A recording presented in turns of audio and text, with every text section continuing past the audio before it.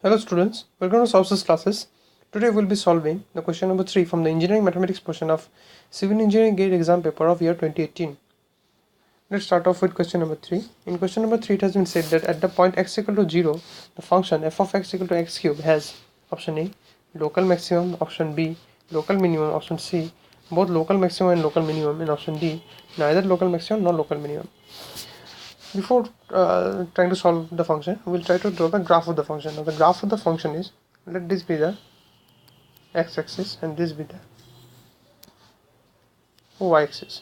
Now fx equal to x cube is given by this curve. This is x equal to 0, this is the x-axis and this is the y-axis and this is the curve x cube. So as you can see, that at x equal to 0, there is neither a maximum nor a minimum. And such a point, we know that f of x is equal to x cube, and f dash x will be equal to 3 of x square. So that implies that if f dash x equal to 0 implies that x is equal to 0 comma 0.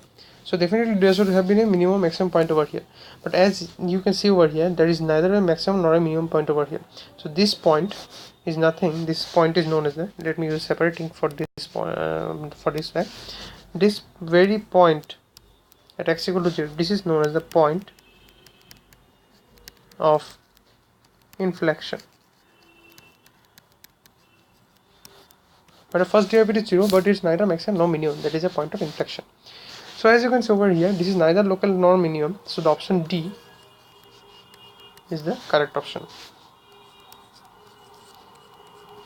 So today we have solved question number 3 from the engineering mathematics portion of civil engineering gate exam paper of year 2018. We'll be solving the next questions in the subsequent videos.